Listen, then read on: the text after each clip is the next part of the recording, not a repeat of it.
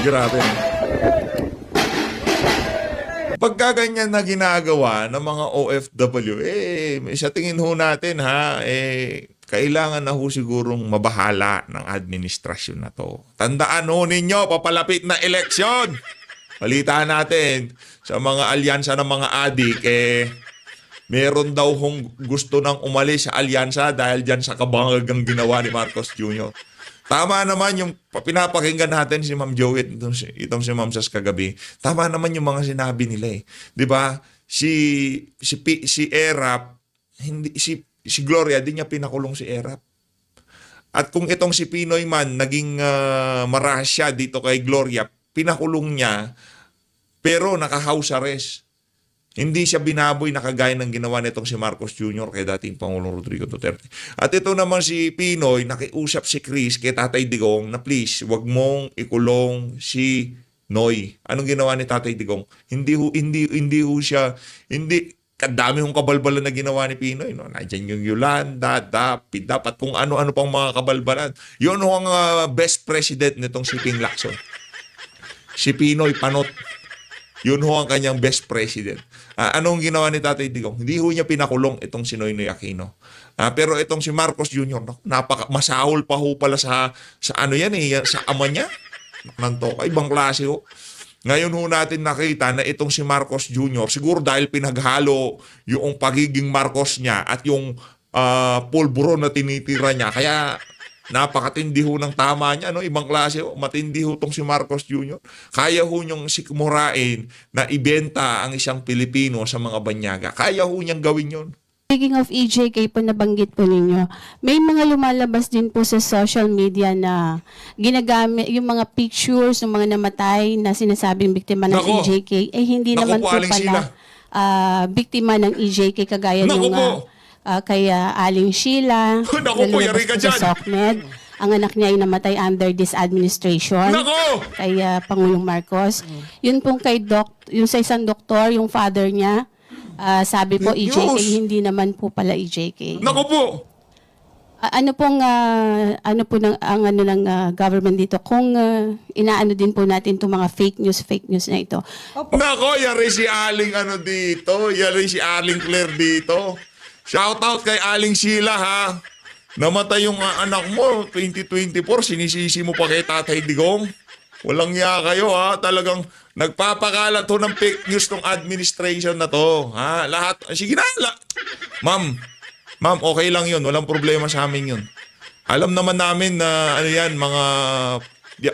lahat gagawin ng administration na to para pagmukhaying masama itong si dating Pangulong Rodrigo Duterte. Para ma-justify nila yung kababuyang ginawa nila kay Tatay Digong. Walang problema yan.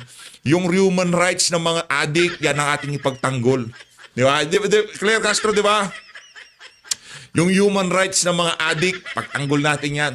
Pero yung human rights ng mga nabiktima nitong mga adik na to, huwag natin pagtanggol.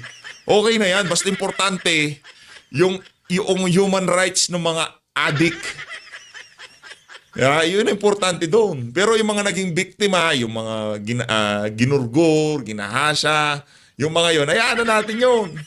Yung mga hinold up, yung mga magulang na nasa ibang bansa na nangarap na magandang kinabukasan sa kanilang mga anak. Pero dahil sa drogista na to, tulak na to, pusher na to, nasira ang utak ng kanyang anak na iniwan sa Pilipinas, walang human rights yun.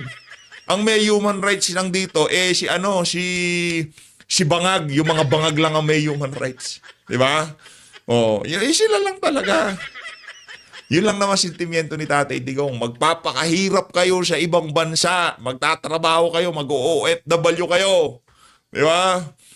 Mangangamuhan kayo sa ibang bansa. Tapos, inaabuso pa yung mga domestic worker natin, di ba? Domestic helper, di ba? Pag yung mga anak nila, iniwan nila dito. Dahil alam nila, yung mga bata na yan, merong buwan-buwan na dumarating dahil naka-abroad ang kanilang mga gulang. Yan ang linalapitan ng mga tulak. Tama, mali. Yan yung sinabi ni Tatay Digong mga kapanahon na niya. At yun ang realidad na nangyayari sa ating bansa ngayong mga panahon na to. Yung mga bata na alam nitong mga tulak na to na merong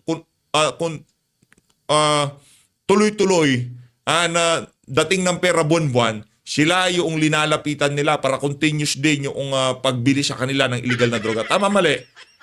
Kayo na, pero walang human rights yung magulang na nagsakripisyo sa ibang bansa para bigyan ng magandang kinabukasan ng anak niya. Pero pag uwi niya sa Pilipinas, madat na niya, wala na. Wala na, baliw na. Di ba? Yun ang realidad. Pero walang human rights yun. Pwede po ba din nating aksyonan yung mga ganong na sinasama po sila dun sa kaso against former President Duterte, pero in fact, hindi naman po pala totoo yung mga yon.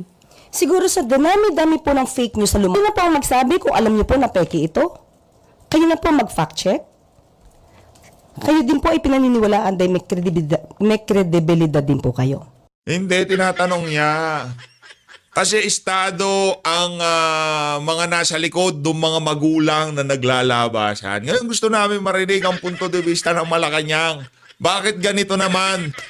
Nagurgur na sa panahon ni Bangag, sinisisi pa rin kay Tatay Digong. Anak ng toko, adik na rin yung mga magulang na pambihira naman sayang yung ayuda, baka hindi sila masama sa akap ni Tamba. Walang yan. Huwag kayong gano'n, nakaka-bad trip kayo eh. So kung ano po yung Sabi lalabas ni ng fake Luciano, news, magtulungan po tayo para sa bayan po ito. Dapat din po nating ipaalam sa taong bayan na lahat ng lumalabas ng mga fake news na ganyan ay dapat na maputol. So hindi naman po para si EJK, pati po yung mga fake news na lumalabas pabor kay dating Pangulong Duterte, sana po ay bigyan din po ng pansin ng media. At sana po din po, sa tulong din po ng mainstream media at ng social media, maipakita din po natin kung ano po talaga yung kalagayan ng mga biktima, ng pamilya ng mga biktima ng EJK.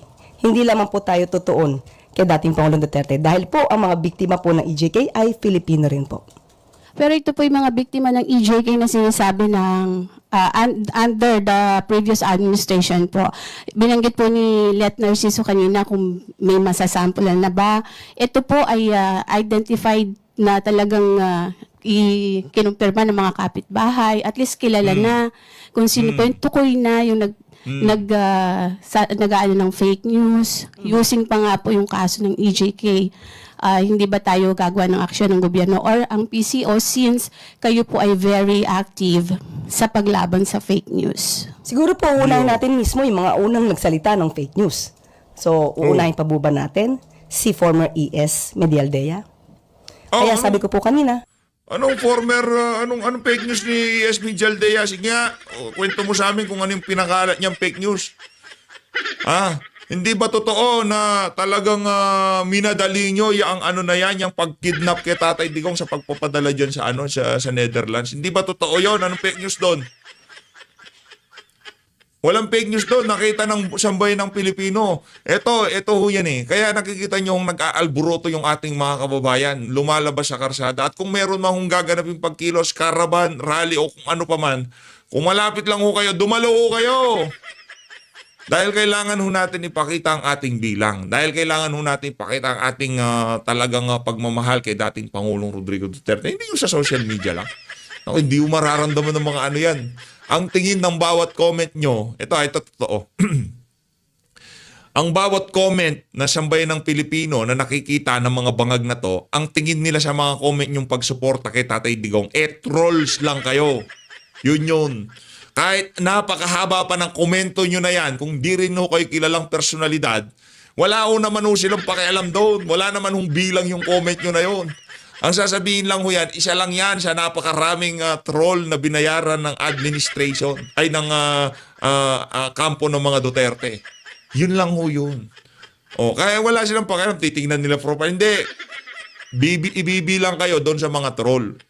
Kaya sinasabi natin dito, kung talagang gusto nyo magpakita ng suporta kay Tatay Digong, kung anong ginawa ng mga taga Davao, yun ho ang ating gayahin. Pagka nagkaroon ng malawakang pagkilos, malay natin, sa birthday nitong si dating Pangulong Rodrigo Duterte, magkakaroon na naman ho ng pagkilos. Basta pagka meron ng rally, hindi ho talaga tayo nakakapag-upload as much as possible. Nakikilahok ho tayo dahil yun ho ang tunay na pagsuporta. Hindi lang ho yun. Labas mo tayo. Para talaga solido ang suporta, Kaya ay pag-aaralan po muna.